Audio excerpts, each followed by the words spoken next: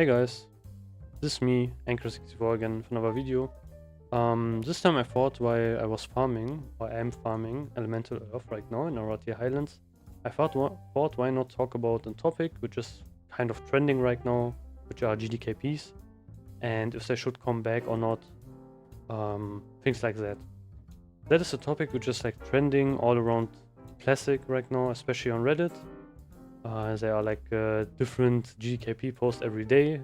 Like one guy is talking about wanting to get GDKPs back, one other guy is making another post where GDKPs are bad. And yeah, it's flip-flopping every day, which is kind of funny. And so I thought, okay, why not talk about it, make my farming a bit more interesting, and yeah, make a video about this. So first of all, GDKPs is, I would say, one of the most controversial topics in Classic. There are a lot of different opinions, and some people really love it, some people really hate it, and I kind of want to go over, like, more overly explain GDKPs, some of the advantages and such in this video, and some of the disadvantages, and if it should come back or not. So yeah, first of all, let's talk about one thing, that kind of the history of GDKPs. So first of all, what GDKP even stands for, it stands for Gold Dragon Killing Points. Maybe from the name you can already decipher that it is in kinda an old system, like an old loot system, yeah, which I didn't talk about. It's in pretty much system, different loot system, similar to like DKP or SR or things like that. It's like system that pretty much handles how you should do loot in your raid. And right from the get-go, from the name, a pretty big misconception is that it is actually something that is really new. Like maybe it came from 2019 or such, which is like already 6 years ago, but you know what I mean, which isn't really true. GDKPs is something that was really popular on Chinese servers back in the day, like in original TBC and RAV. And it kind of swapped over to the West as well, being really popular. So people even back then in original RAV did GDKPs. Not a lot of people, not most of the people, which is of course a stark difference if you compare to Classic Era, for example, right now. But still, it was actually there. That's also where you can kind of think about why the name is really related to DKP. Even though it's kind of ironic, because GDKPs are kinda more suited to pucks, and of course in DKP is not really working in a puck, it's of course a guild system. But yeah, that's something else entirely. But yeah, that's where GDKPs kinda come from. They were really popular in Classic Era, when it launched in 2019, especially later, and then became also really popular in TBC Classic, and of course really popular in Wrath of the Lich King Classic. However, with the release of Season of Discovery, when Phase 2 launched, they made some experiments around that, and they pretty much banned it. So when Phase 2 of Season of Discovery launched, they said no more, we kind of want to experiment with that, we want to ban GDKPs. Because GDKP is actually one of the most popular loot systems pucks want to do. There's a pretty big reason for that, I will get into a bit later, but that's pretty much one of the things where people are talking about it. So yeah, it got banned in Season of Discovery, so why is it relevant for us? With Classic Fresh Anniversary, they also banned it, so they pretty much took the same opinion from Season of Discovery and also pasted it on Classic Anniversary. So that's why it is banned on Classic Anniversary, but you can still do it in Classic Era. Yeah, they kind of wanted to do some changes to Classic Anniversary. That's also why we have things like dual spec and such. So back then, why did it get banned? Basically, maybe some people would disagree, but I would say it got mostly banned from the opinion on Reddit. There were a lot of posts pretty much trying to get it banned on SOD. I think that was kinda a stupid decision. Like not really banning GDKPs, but like main reasoning for why it should get banned. So basically on Reddit people said it, like banning GDKP will pretty much fix the real money trading system and such, the problem we have inside the game. Because back then in phase 1 in SOD, we had items which dropped from the open world, which were like technically your best in slot, but they were really expensive, and people got kind of mad about it, and they said, okay, only like people who do like real money trading and such benefit from that. And that's a big problem because people can do GDKPs and such, and people did GDKPs for level 25 raids, which is kind of funny. But yeah, so it got banned. I think Blizzard pretty much took that to heart because they really listened a lot to Reddit for SOD. They took a lot of opinions and pretty much did changes according to that, just listening to Reddit, which was in hindsight a pretty stupid opinion, but yeah, whatever, that is already over. So that's why it got pretty much banned, which is kind of funny if you're thinking about it right now, because now we have the opposite thing. People on Reddit are saying that they want to kind of get it back again, even though they were like the main reasoning why it got banned. Now you could say, okay, like people on Reddit, of course, they will have different opinions. There are different people on there and it's pretty big, but yeah, it's still a hive mind, which people don't really think about. Like there's always like one opinion which pretty much stands above everything else. For example, still the opinion is really popular that they hate streamers, and that is only because back in 2019 or 2018 when the classic beta launched, a lot of streamers got preferential access to the beta in form of keys and such, and people got really salty about that, and that's why they still hate streamers and such, which is kind of funny if you think about it. But yeah, so just saying, okay, there are different people with different opinions, not really, I think, true, to be honest. Good, so I talked about that. That's pretty much the history of GDKPs, why they got banned and such, and why that's the case. And now let's get into more of the specifics of GDKP. So like I said, it stands for Gold Dragon Killing Points. One other thing, how it pretty much works is, instead of course you don't have Dragon Killing Points in a pack, doesn't really make sense. Instead you use gold. So in guild where you use DKP, you had like your DKP points, or DKP pretty much, and then you spend that on items. So instead of using that for items, you use the gold instead. So let me give you an example. Let's say you do a Blackwing Lair run in GDKP and DFT drops, and what would happen is, instead of looking at SRs and such, which don't exist of course in GDKP, you would just, like the master looter would start an auction for that item. He would just auction off the item. So it would pretty much start in a way where people use like gargoyles and announce it, and they also set a starting bid. So it would be maybe like 1000 gold, and then there would be person A who bids like 1100 gold, person B bids 1200 gold, and it would go like over and over and over. They would bid each other out, the different people in the raid, until it pretty much stops and no one wants to bid anymore. And then whoever had the highest bid pretty much gets the item. Like, you know how an auction works, pretty much the same thing. So yeah, then that person trades the master looter that amount of gold, and then you get the item, in this case DFT, in exchange. For example, let's say the end bid from, I don't know, person C or something was 6000 gold, and no one wanted to bid any more gold for DFT. Then he needs to trade 6000 gold to the master looter, and he would get that gold.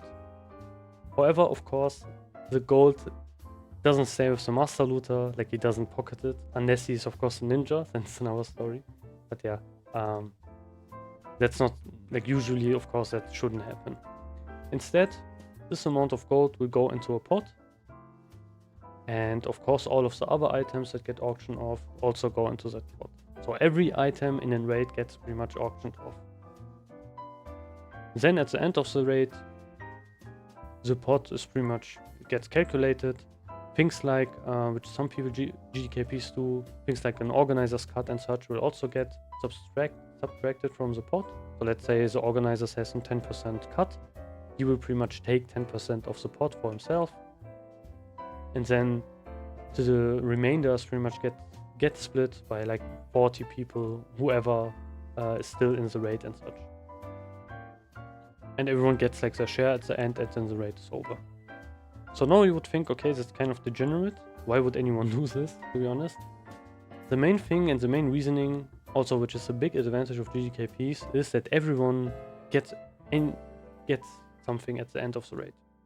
So basically, let's say you join the raid, you only need like maybe 1 or 2 items, they don't drop. But other really big ticket items dropped, which people spent a lot of gold for, and the pot is really big, and at the end of the raid you maybe go out with like a share of 2k gold or something. Which is of course something that would be pretty insane. But yeah, you can see you still got something from the end, in the end. And that is one of the biggest problems with SR runs and such. Because let's say you do the same in an SR run, your item doesn't drop, which you had SR'd, or you don't win the roll, and you will go out with nothing in the end. Which is kind of a thing, which is like I said, the biggest problem in SR runs and such. So that's why people actually want to do GDKPs.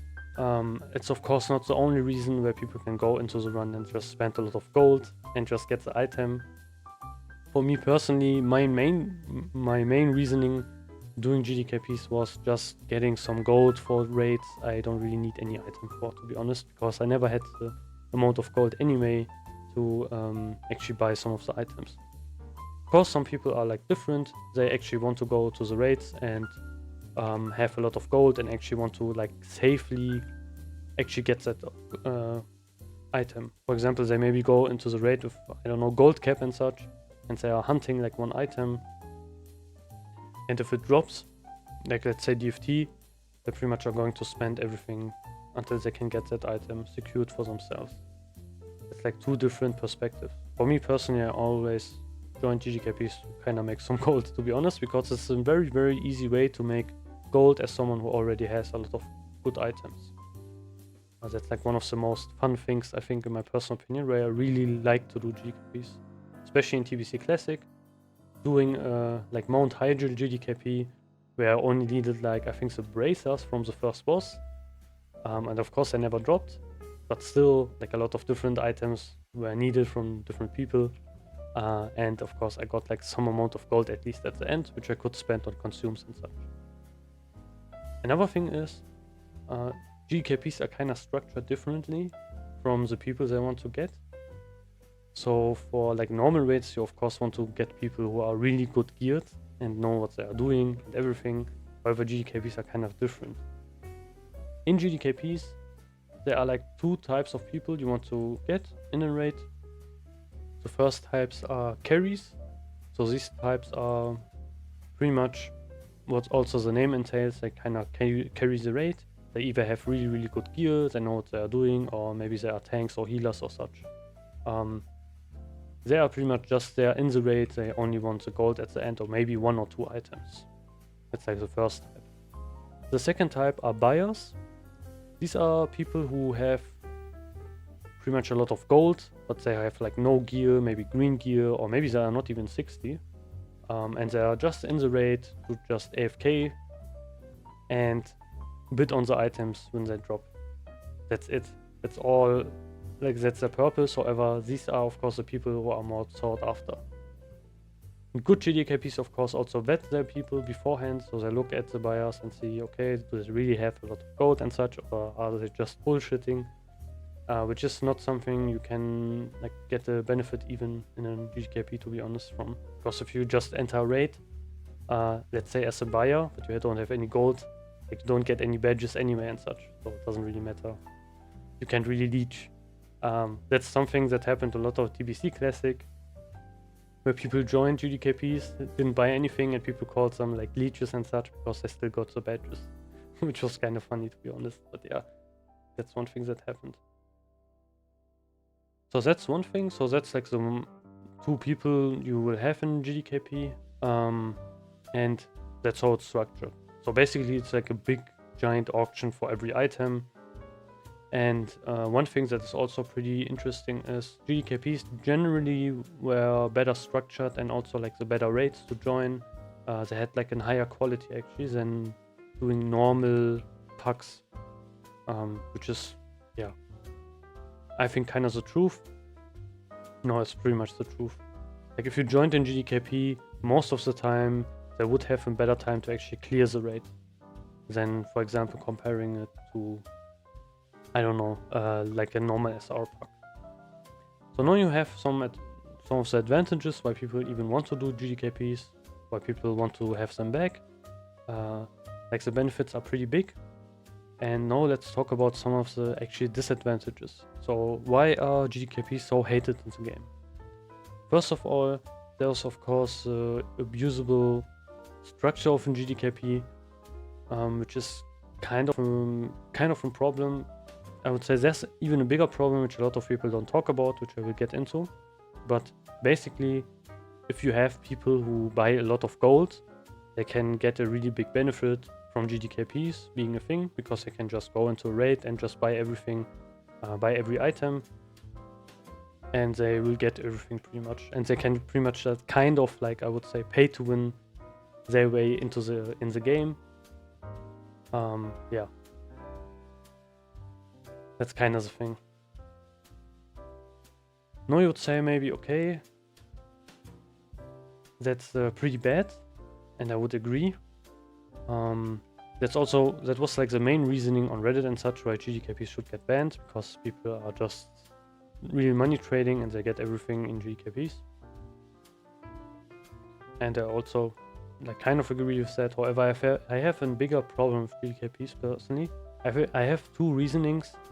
Like my overall opinion is they shouldn't really come back in vanilla, like in classic right now. And I will get into that. So the first thing is, I think that's like the bigger problem no one talks about, is actually that GDKPs are such a strong loot system that they will overshadow everything else. Right now in Classic Anniversary you will have a lot of packs. I don't know if I can actually find one. Let's see if I can find a named one. Probably not. Oh, yeah, not really a named one. But basically you will have a lot of packs. Kinda like more professionally done packs. Let's say, for example, for my server, things like Johannes packs and such, where people do pretty much really well made SR packs, and the quality of packs is pretty high. These are like organized packs for like Discord. They only do packs, and they clear everything cleanly and such. And that's also one of the reasons why you don't really need a guild actually in vanilla, because the packs have such a high quality, to be honest. You have packs that are speedrunning even some of the content. Of course, it's not like world record pace, but it's really close actually, some of the packs. And that's kind of insane. However, if GDKP would be enabled, in my personal opinion, I think a lot of people, like a lot of the packs and such, would switch over to GDKP instead. So now we have the same problem where like the real high quality packs are like only GDKPs, and the normal SR ones are pretty much either done by like more casual people, or they don't get really done, like not done a lot even. Yeah, what kind of weird English what I said previously, but yeah, what I mean by that is GDKP will pretty much overshadow systems like SR systems and so on. Because let's say you are in Fury geared Biz Warrior, and why would you ever join an SR run? Maybe you don't even, like, maybe you need only one item, but what's the point? You could instead join in GDKP. You would only need maybe like one item anyway, and if it doesn't drop, whatever, you will still get a huge share, like a huge gold cut at the end. And then the next time you join in GDKP, you can use that gold to get that one item if it even drops, which is one thing you can't do in an SR system. In an SR run, you are pretty much praying that you only SR drops. Let's say, same example, you are like a best in slot Fury Warrior, and if it doesn't drop, you will get nothing at the end, and even lost some gold because you used consumables and such. Which is again like one thing I said previously why GKPs are so popular. So they will pretty much overshadow like the normal loot system, loot thing. So yeah, which is like one of the big problems I think I see like no one really talk about. I think that's like my main problem with it, because why would some of the like especially more well organized pucks and such still do normal SR pucks when they can just do GKPs and get way more benefit from that, and also can use the gold they get like as an organizer to maybe use that for further raids and such, and make consumables and so on way easier for them. So yeah, that's one of the reasons. The other reason is why it is a disadvantage is it's not really needed in vanilla.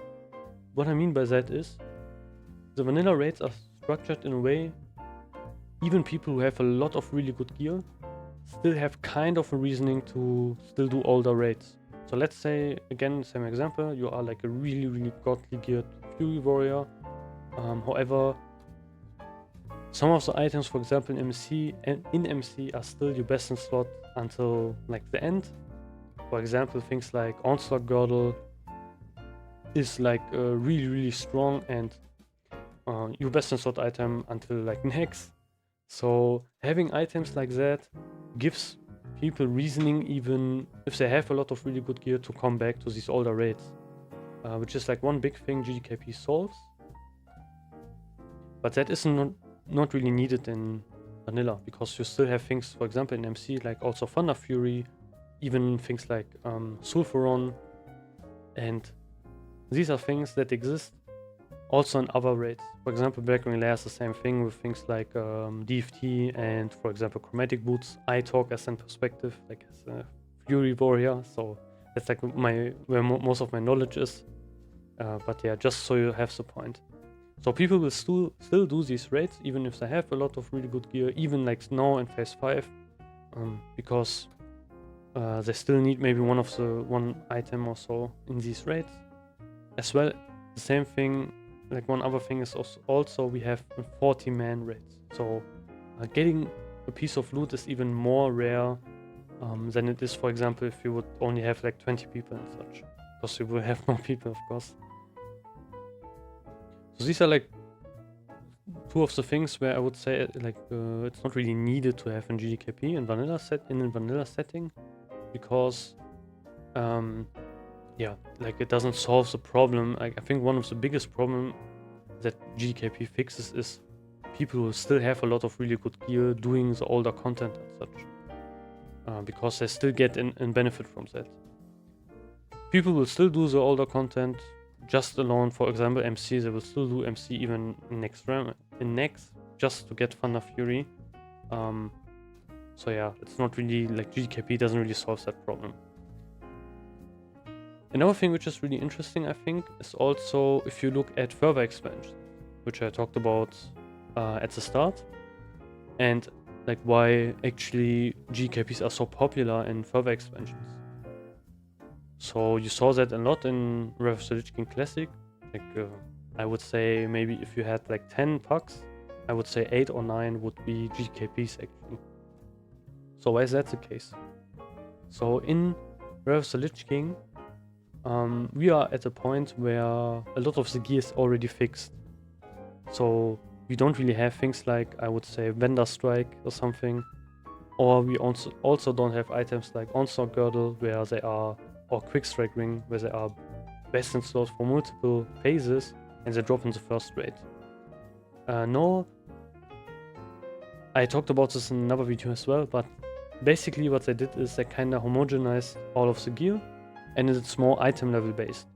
So most of the time an higher item level piece for the same slot is better than the other item. For example, let's say you get a 226 item, and then the next raid would have maybe 231 item level weapon, and that one would be, most of the time, would be better than the 226 item. So yeah, it doesn't really depend on the items itself, which is kind of a thing which I really love about vanilla and TBC. No, it's more like, okay, this item has a higher item level, so it has higher stats, and because everything's already fixed with the stats, they kind of know, okay, this item is a sword, no, it's a weapon for physical classes, so it needs to have this and these amounts and these amounts of stats. There's of course kind of invariance, but it's more, I would say, calculated. I would say it's more done, you know, like more solved. It's not a thing where in vanilla you have things like quick strike ring, which have attack power and strength on them, which doesn't really make sense, as well as crit. These items of course would never exist in Wrath. Now, why all of this even matters for GDKPs? Basically, it means if a new raid tier comes out and you have like the gear from that raid tier, there's like no point in doing the older raids anymore unless you really want the badges or something. So, for example, let's say you have the same example, you are on Fury Warrior and you have like all of the Trial of the Grand Crusader best in slot items. Why would you ever do Ulduar, which is a harder raid? Yeah, what's the point of doing it? Like, you don't get any new items because you already have everything from Trial of the Grand Crusader, and you don't need anything from Ulduar.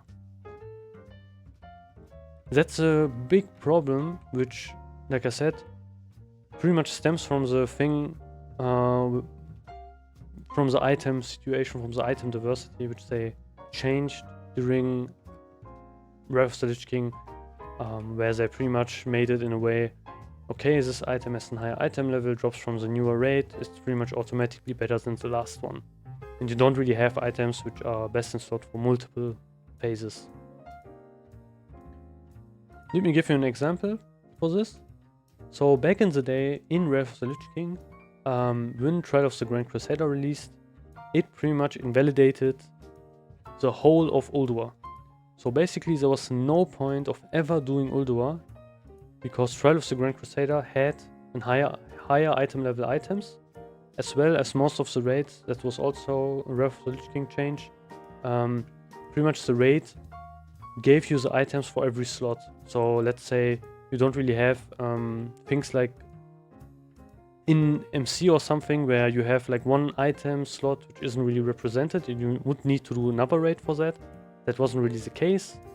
Pretty much every raid had like at least one item for that slot. So what this also led to is there was like no reason to do Ulduar anyway. Maybe only for the legendary. And that's it. And that's again my point I wanted to make even before. In MC, like things like legendaries of course bring people back to these older raids, even if they have already really good gear. So yeah, that was a big problem. Pretty much Ulduar was also a way harder raid than Trial of the Grand Crusader. Trial of the Grand Crusader was like a way easier raid, way faster raid. So again, no point of doing Ulduar at all. Which is, in my personal opinion, one of the biggest mistakes you can make, because you have all of this time you spend on making the raid, doing the raid and such, and then it never gets played, which is, I think, pretty stupid. It's also one thing I really don't like about retail. When a new raid or so comes out, it validates everything from the past raid, and I think that's like horrible game design. It's such a big waste of development time, because what's even the point of making these raids really grand and so on if you just replace anything in the new raid anyway? So yeah, but that's not really my point of this video. Why is this important for GDKPs? For GDKPs, when they exist, people who have like really good gear and such, they can still organize runs for the older raids and get the benefit from people who are new and such, but still have a lot of gold, maybe they are alts or so on, and because they still get gold at the end for the raid, for doing the raid. And the new people still have the opportunity to get like experience the older raids, or get like some of the items to catch up and so on. No, people would say, okay, which was also a pretty stupid opinion, which I saw a lot on Reddit, for example, just ban GDKPs, so people do like the raids normally. Instead, they do like normal SR runs and so on, because people couldn't find like normal runs for these older raids. Like there's no, yeah, they cried pretty much. Okay, they said, yeah, there's no Ulduar normal run, there's no Nyx Remus normal run, everything's like GDKP and such. However, if this wouldn't exist, like if GDKP wouldn't exist and would have been banned, people wouldn't even do these older raids anyway. So it's not like they would do a normal next Ramas run with like SR and such, because what's the point? Like, you don't need any loot from there. There's no mount, there's nothing. Why would you even do that? So that's like, there's like no point of doing it. And people are not like, I'm just going to be a nice person and help every new player by hosting an older raid.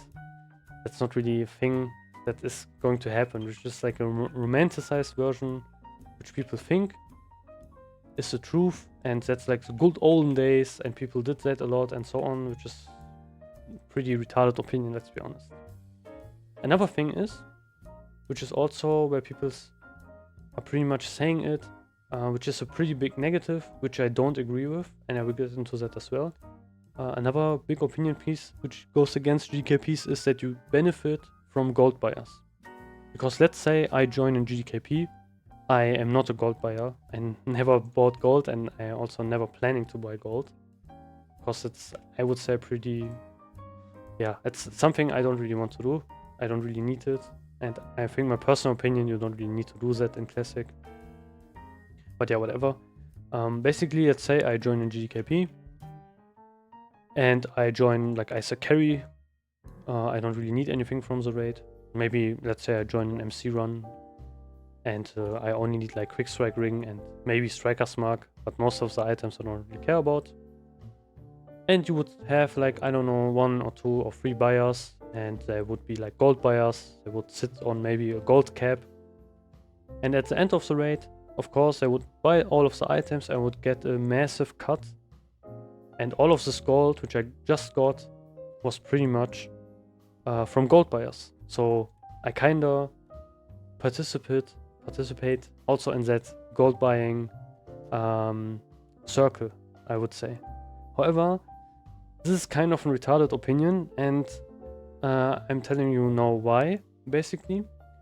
So that's also the same thing whenever you would use the auction house. So let's say you, I don't know, sell consumables or such. Right now, for example, Mongoose goes for 20 gold on the auction house.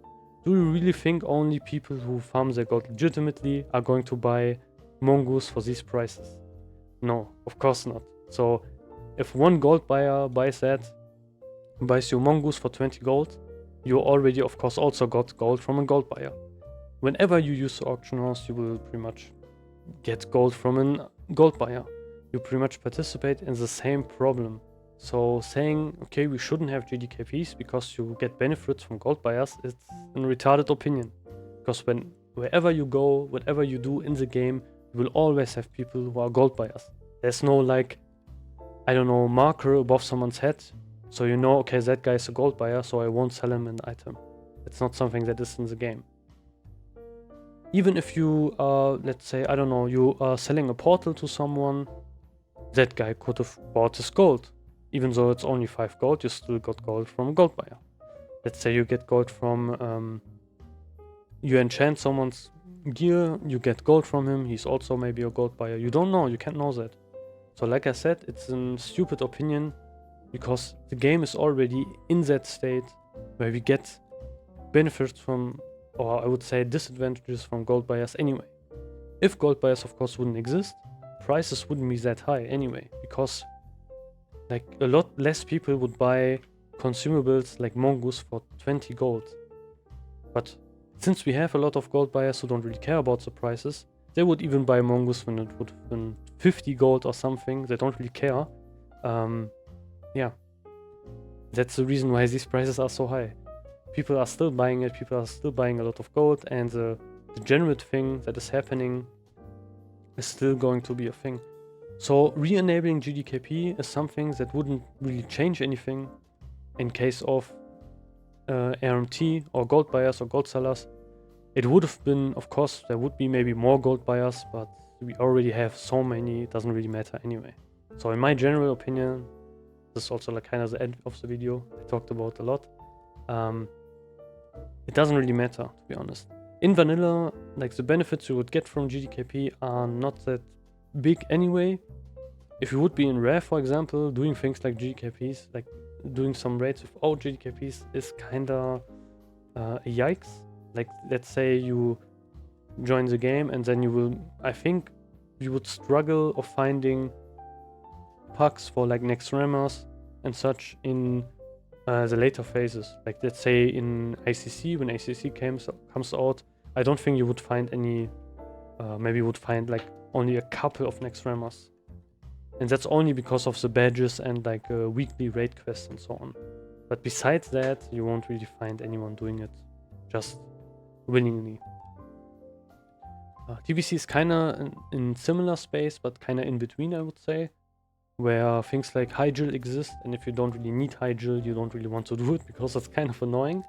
I personally really kind of like Hygil, but I also need to agree.